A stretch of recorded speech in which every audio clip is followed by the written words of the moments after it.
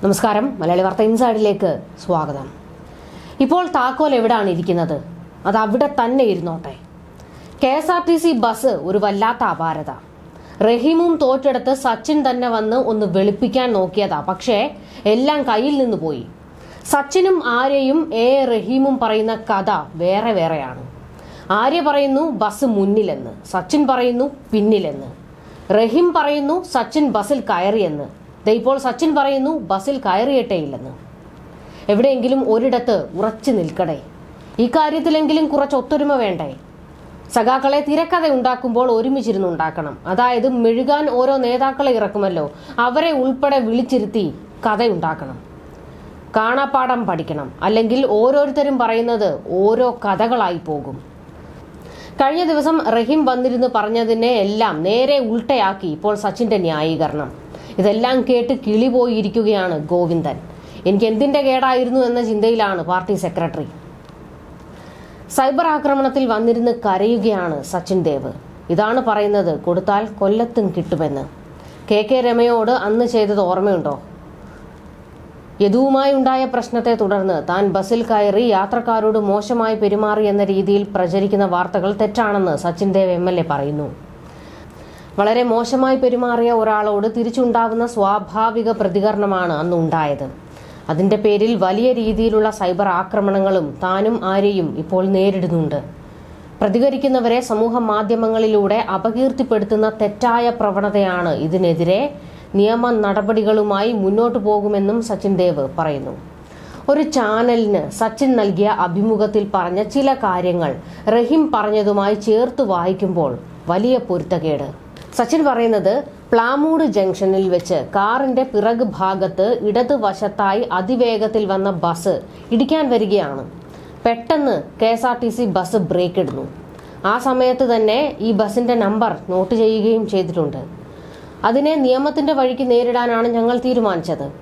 അതല്ലാതെ ഞങ്ങളുടെ കാർ ഉപയോഗിച്ച് ആ ബസ് ചേസ് ചെയ്യാനൊന്നും ഞങ്ങൾ ശ്രമിച്ചിട്ടില്ല. പിന്നീട് യാത്ര തുടരുമ്പോഴാണ് യൂണിവേഴ്സിറ്റിക്ക് സമീപമുള്ള സിഗ്നലിൽ ആ ബസ് നിർത്തിയതും ആ സമയത്ത് ഞങ്ങളുടെ വണ്ടി സൈഡിലൂടെ മുന്നിലേക്ക് എടുത്തതും. ഇതാണ് സച്ചിൻ പറഞ്ഞത്. മുന്നിലോട്ടെടുത്ത കാർ എങ്ങനെയാണ് സച്ചിനെ കറക്റ്റ് സീബ്ര ലൈനിൽ കൊണ്ട് നിർത്തുന്നത്? ഇപ്പോഴും ഒരു പ്രശ്നമുണ്ട്. സച്ചിൻ പറഞ്ഞത് കാറ് ബസ്സിനെ പിന്തുടർന്നില്ല എന്നാണ്. എന്നാൽ ആര്യ തുടക്കത്തിൽ നടത്തിയ വെളിപ്പെടുത്തലിൽ നിയമലംഘനം കാണിച്ചതുകൊണ്ട് ബസിന്റെ പിന്നാലെ പോയി എന്നാണ്. ബസിന് മുന്നിൽ കാറ് കൊണ്ട് നിർത്തി നിയമലംഘനം ചോദ്യം ചെയ്യുകയായിരുന്നുവെന്ന് ആര്യ പറഞ്ഞിരുന്നു. ഞങ്ങൾ സഞ്ചരിച്ച കാറിനോട് അത്രയും അടുത്ത് ബസ് വന്നതോടുകൂടിയാണ് ആര്യയുടെ സഹോദരന്റെ ഭാര്യയും കൂടി പിറകോട്ട് നോക്കുന്നത്. ആ സമയത്താണ് ഡ്രൈവർ മോശമായ രീതിയിൽ ലൈംഗിക ചേഷ്ട കാണിക്കുന്നത്. ഇതാണ് ഇപ്പോൾ സച്ചിൻ പറഞ്ഞിരിക്കുന്ന മറ്റൊരു കാര്യം. എന്നാൽ ഇതിലും ഒരുപാട് പൊരുത്തക്കേടുണ്ട്.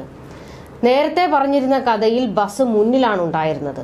മുന്നിൽ പോയ ബസ് പിന്നിൽ വന്ന കാറിന്റെ പിൻ സീറ്റിലിരുന്ന ആര്യയെയും സഹോദരന്റെ ഭാര്യയെയും ലൈംഗിക ചേഷ്ട കാണിച്ചു എന്നാണ്.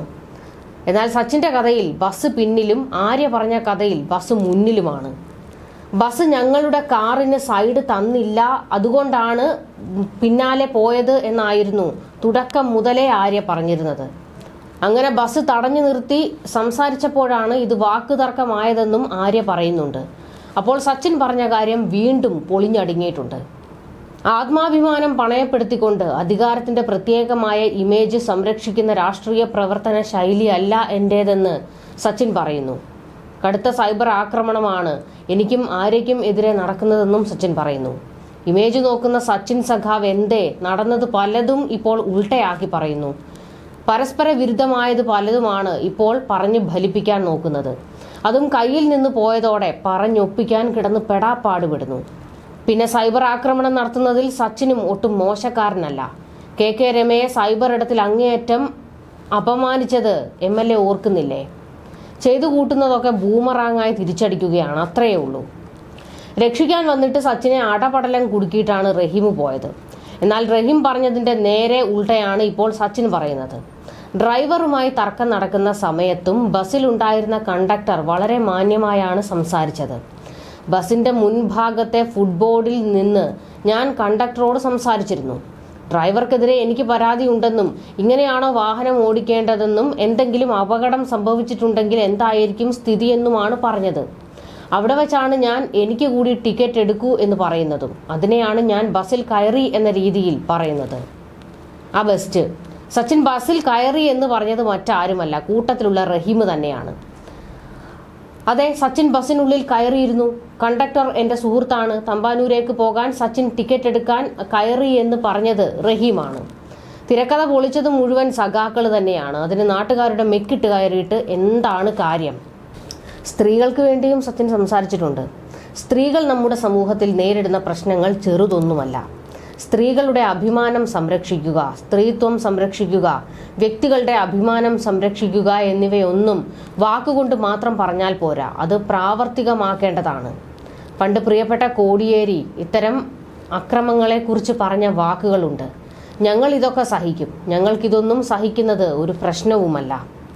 പക്ഷേ മറ്റെല്ലാവരും ഇത് സഹിക്കാൻ കഴിയുന്നവരാണ് എന്ന് കരുതേണ്ട, അവർ തകർന്നു പോകുമെന്നാണ് അദ്ദേഹം പറഞ്ഞത്. പല കുടുംബങ്ങളും വ്യക്തികളും ഇത്തരം പ്രശ്നങ്ങൾ നേരിടുമ്പോൾ തളർന്നു പോയേക്കാം, മാനസികമായി അവശരായി പോയേക്കാം. രാഷ്ട്രീയ പ്രവർത്തകരെ സംബന്ധിച്ച് ഞങ്ങളിതെല്ലാം നേരിടാൻ തയ്യാറായി തന്നെ രാഷ്ട്രീയത്തിൽ വന്നവരാണ്. പക്ഷേ സാധാരണക്കാരായ എല്ലാ സ്ത്രീകളും പെൺകുട്ടികളും അങ്ങനെയാണെന്ന് കരുതരുത്.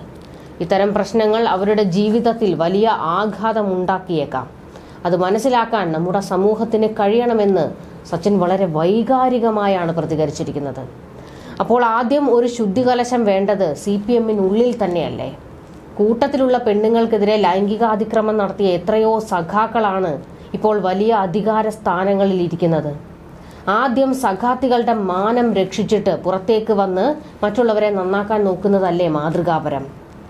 സ്ത്രീ സംരക്ഷണം പറയുന്നതും നിങ്ങൾ, സ്ത്രീകളെ വേട്ടയാടുന്നതും അപമാനിക്കുന്നതും ലൈംഗിക അതിക്രമം നടത്തുന്നതും നിങ്ങൾ സഖാക്കൾ തന്നെയാണ്. P. ശശിയും PK ശശിയും മോഹനനും ആർഷോയുമൊക്കെ വിലസി നടക്കുമ്പോഴാണ് സ്ത്രീ സുരക്ഷയെപ്പറ്റി സച്ചിന്റെ ക്ലാസ് എടുക്കൽ. ആദ്യം സഖാത്തികളെ സംരക്ഷിക്കൂ. ന്യൂസ് ഡെസ്ക്, മലയാളി വാർത്ത ഇൻസൈഡ്.